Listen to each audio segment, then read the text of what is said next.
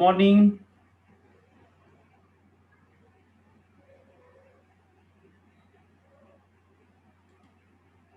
हाँ, आवाज आ रही है क्या सभी को?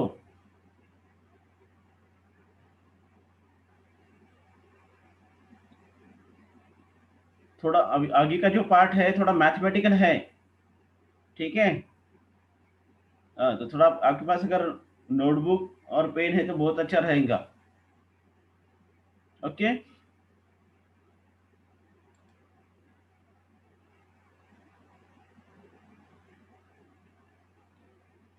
Okay, good morning. We have to see the first order reaction.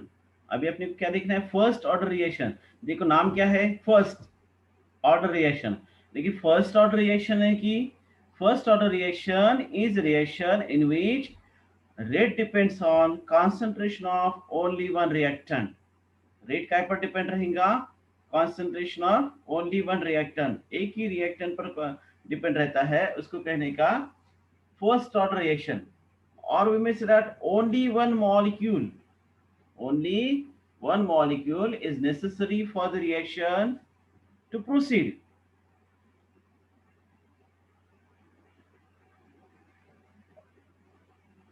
समझ में आया कि फर्स्ट ऑर्डर रिएक्शन है क्या? First order reaction is reaction in which rate depends on concentration of only one reactant. Rate जो रहता है, रेट ऑफ रिएक्शन जो रहता है वो खाली एक ही रिएक्टेंट पर डिपेंड रहता है, या फिर only one molecule is necessary for the reaction to proceed. वो रिएक्शन का अपन कहने का first order reaction. For example देखो, ये जैसा है decomposition of nitrogen pentoxide. Nitrogen pentoxide का डिकम्पोजिशन होना। अब इसमें रिएक्टेंट कितने हैं? Single, only one reactant. It can use twice NO2 plus O oxygen.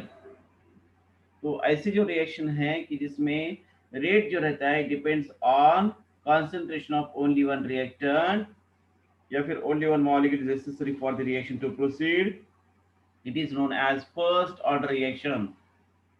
या फिर और एक उसका एग्जांपल है, सेकंड एग्जांपल है, it is nothing but hydrolysis of methyl acetate, CH3CO CH3 plus water. It can use acetic acid plus methanol CH3OH। तो ये जो रिएक्शन है इसमें भी rate of reaction depends upon only methyl acetate.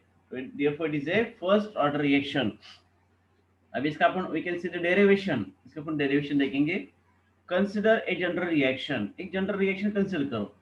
A gives product, A यानी कि क्या? Reactant. Reactant gives product. तो इनिशियल कॉन्सेंट्रेशन, अभी इसके नीचे लिखा है इनिशियल कॉन्सेंट्रेशन। अब ए यानी कि क्या है? रिएक्टेंट। कोई भी रिएक्शन में, अब ये रिएक्शन है, ठीक है, डिकम्पोजिशन ऑफ नाइट्रोजन पेंटॉक्साइड, इसमें रिएक्टेंट कौन है? Nitrogen pentoxide. ठीक है, तो उसका इनिशियल कॉन्सेंट्रेशन कितना रहेगा? तो एक जनरल रिएक्शन है, ए gives product, it is general reaction. तो इनिशियल कॉन्सेंट्रेशन कितना रहेगा इसका? ए। जब प्रोडक्ट था क्या? नहीं था, इसलिए 0। ठीक है, स्टार्टिंग में यानी कि आप रिएक्शन स्टार्ट कर रहे हैं तब ए का कॉन्सेंट्रेशन था स्मॉल ए और प्रोडक्ट था 0। But what happens after some time t, कुछ समय के बाद, है ना, जब रिएक्शन हो रही है तो कुछ समय के बाद, तो कॉन्सेंट्रेशन एट टाइम टी, तो प्रोडक्ट कितना मिला आपको रिएक्शन होने के बाद में? एक्स, है ना, after some time you can get the product x. तो ए कितना रहा फिर? A minus x. ठीक है, ये ए यानी कि क्या था? इनिशियल कॉन्सेंट्रेशन था। तो आपको जब थोड़ी देर के बाद प्रोडक्ट एक्स मिला है तो कॉन्सेंट्रेशन उतना ही रहने वाला है क्या रिएक्टेंट का? नहीं। तो कितना कम हो जाएगा फिर? ए माइनस एक्स कम हो जाएगा। ठीक है, तो let a be the initial concentration of capital a. ये छोटा जो ए है वो यानी कि क्या है? Initial concentration of A, capital A का है इन ग्राम मोल्स पर लीटर। लेकिन कब है? When time is 0। ठीक है, ये ए जो इनिशियल कॉन्सेंट्रेशन है ये कब रहेगा? जब टाइम 0 था, यानी कि रिएक्शन स्टार्ट हुई है क्या? नहीं, तब। Let x be the concentration that undergo change in time t. X यानी कि क्या है? concentration that undergo change in time t, यानी कि थोड़ी देर के बाद, है ना, आफ्टर सर्टन टाइम t, तो आपको प्रोडक्ट कितना मिला, x मिला। तो फिर ये कितना रहा, फिर a माइनस एक्स रहा है ना, ये x मिला तो a माइनस एक्स रहेगा। Okay, concentration after time t will be a minus x, applying the law of mass action। law of mass action क्या करना है अपने को, अप्लाई करना है, applying the law of mass action to this equation। तो क्या होता है फिर अप्लाई, आपने कि आप अगर law of mass action apply करेंगे इसको, तो for this reaction, general reaction को, तो dx upon dt is directly proportional to a minus x. ठीक है, ये कॉन्सेंट्रेशन आफ्टर टाइम कितना है, a माइनस एक्स है, इसलिए dx अपॉन dt, ये सिंबल है प्रोपोर्शनल का, directly proportional to a minus x. या फिर इसको आप ऐसा भी लिख सकते हैं, dx upon dt is equal to, ये प्रोपोर्शनलिटी के बजाय k लिखो, k into a minus x, where k is rate constant. यहाँ पर जो आपको k दिख रहा है वो यानी कि क्या रहेगा, रेट कांस्टेंट रहेगा। इसको आप थोड़ा और सिंप्लीफाई करो, ये dx, ये k into a minus x है, a माइनस एक्स आप साइड चेंज कर दो, नीचे आ जाएगा, a माइनस एक्स आ गया। dt, ये नीचे t है, इसकी साइड चेंज करो, ये ऊपर आ गया, है ना। We can rearrange the equation, ये जो इक्वेशन है इसको अपने रीअरेंज किया, तो we can get dx upon a minus x is equal to k into dt। इसको इक्वेशन नंबर 1 देना है, ठीक है। Equation number 1, integrating equation 1, equation 1 जो है उसको क्या करना है, इंटीग्रेट करना है। ठीक है, यहाँ तक समझ में आ रहा है क्या? यस, ये जो सिंबल है ये काय का है, इंटीग्रेशन का सिंबल है। This symbol is not for integration, ठीक है, इंटीग्रेशन। तो इंटीग्रेटिंग इक्वेशन 1, ये इक्वेशन 1 जो इसको इंटीग्रेट करो, तो क्या किया है, खाली सिंबल लगा दिया, इंटीग्रेट, इंटीग्रेट। अब अगर इसको आप इंटीग्रेट करेंगे तो क्या हो जाता है, ये dx, integration of dx upon a minus x is nothing but ln of a minus x, ln of a minus x. ln का मतलब क्या होता है, log base to e, ln यानी कि log बेस टू e रहता है। तो इसका इंटीग्रेशन जो है फर्स्ट टर्म का ये होता है minus ln of a minus X, और इसका इंटीग्रेशन क्या होता है, k इंटू टी, ये के टी प्लस सी, सी यानी कि क्या, integration constant, where c is integration constant. तो व्हेन t 0, जब टाइम 0 था तब x कितना था, समझ में आया क्या? व्हेन टाइम इज 0, जब टाइम 0 था तब ये आपको प्रोडक्ट मिला था क्या, नथिंग, है ना, कुछ भी नहीं मिला था ना, नथिंग दियर। तो we can say that when t 0, जब टाइम 0 था तब x भी कितना था, 0 था। देन दिस इक्वेशन 2 बिकम्स, ये इक्वेशन 2 जो है इसमें क्या करो, जहां पर t है वहां पर 0 रखने का, जहां पर x है वहां पर 0 रखने का, ठीक है। तो you can put up this values in this. तो ln ऑफ ये क्या होता है, minus ln of a minus 0 is equal to k into 0 plus c, t is equal to 0 और x इज इक्वल टू 0, आप अगर ये इक्वेशन 2 में रखेंगे तो दिस इक्वेशन बिकम्स, ये 0 होगा, ठीक है, ये भी t इंटू दिस यानी कि 0, 0 प्लस c, और ये 0 है, minus ln of a is equal to c, आपको मिलता है minus ln of a is equal to c। Minus ln यानी कि log base to e, minus log base to e, a is equal to c।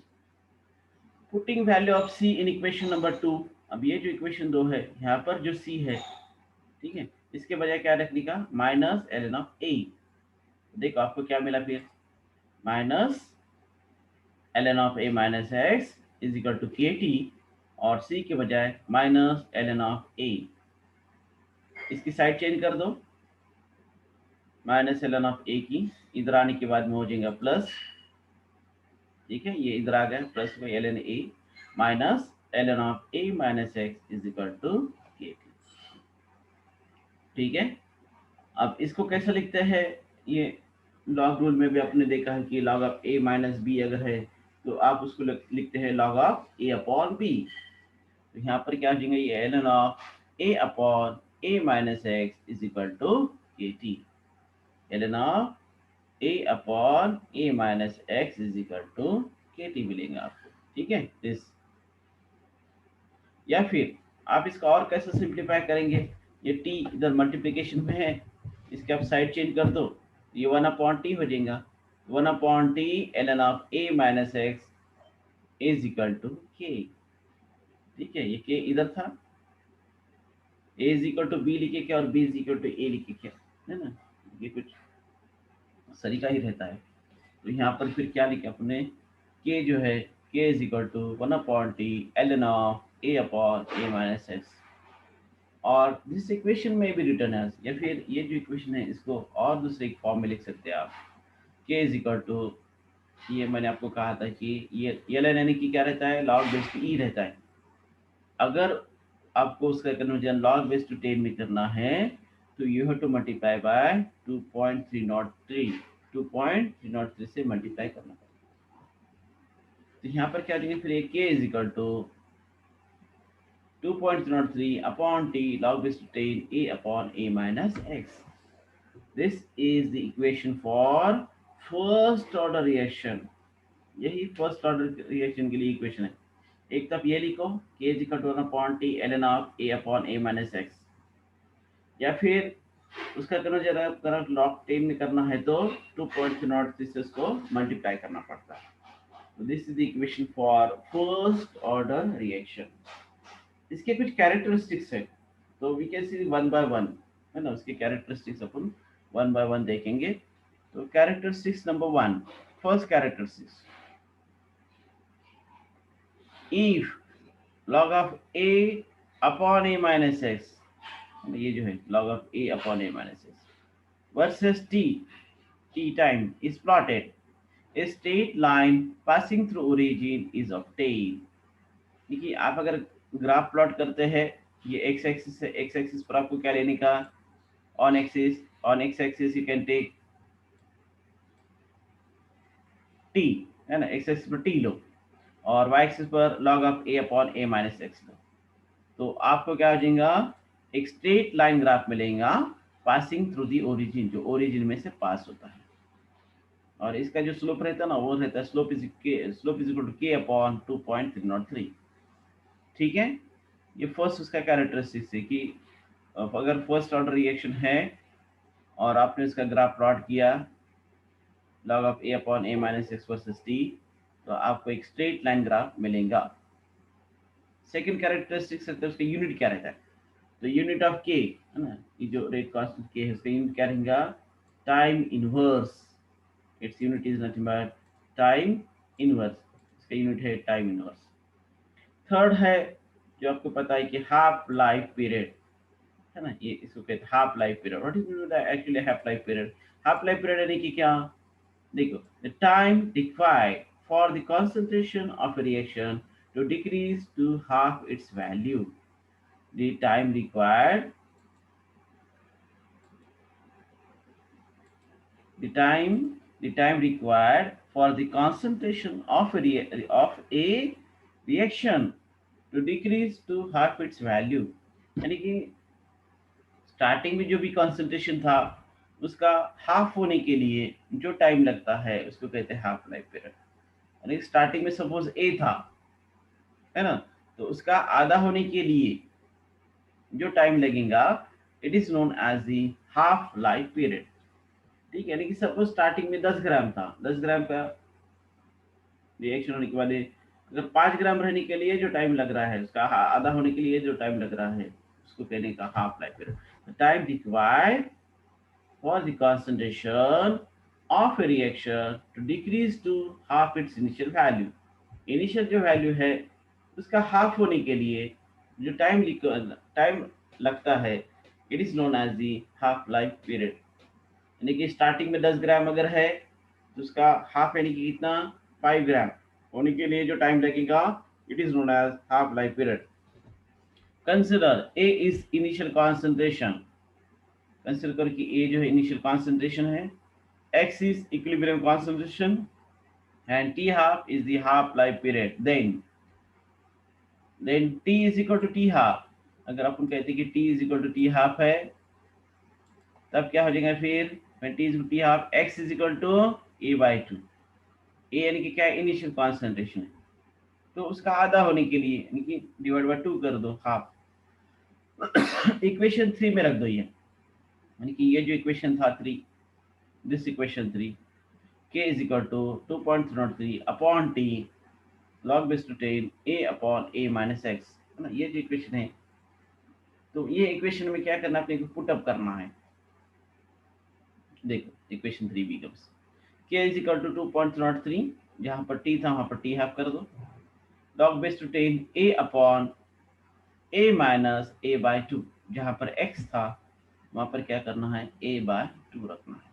Okay, हाँ, k is equal to 2.03 upon t half log base to 10 a। देखो 1 a में से आधा a चले गया, है ना, half a, it's 1 a minus half a, nothing but half a by 2।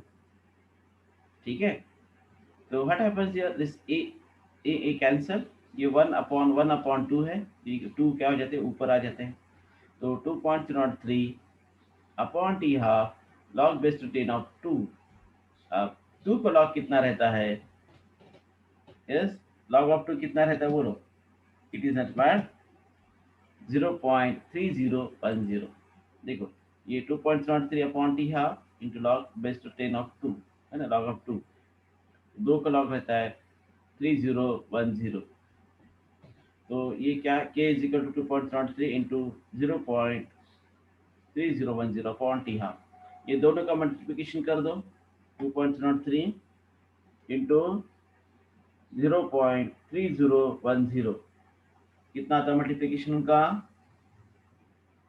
0.693 upon T half, k is equal to 0.693 upon T half, या फिर वी में राइट और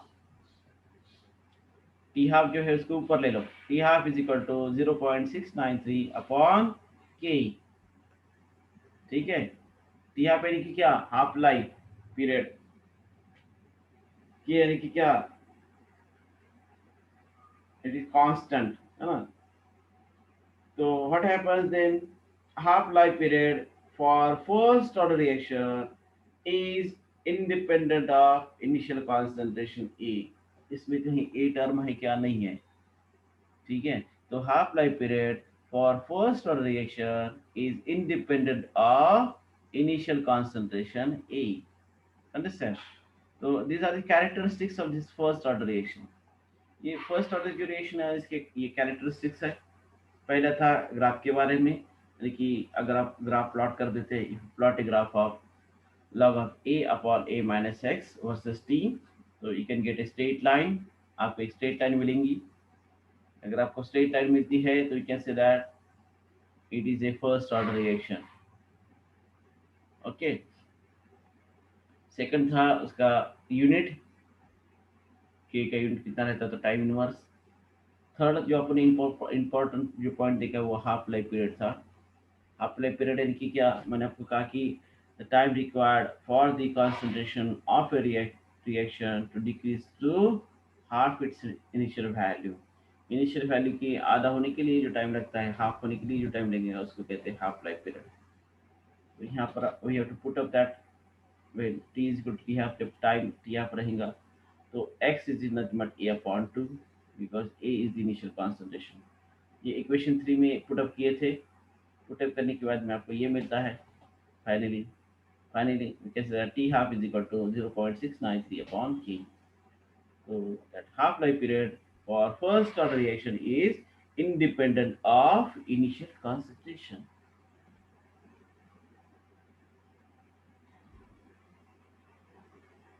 ठीक है, समझ में आया क्या। जनरली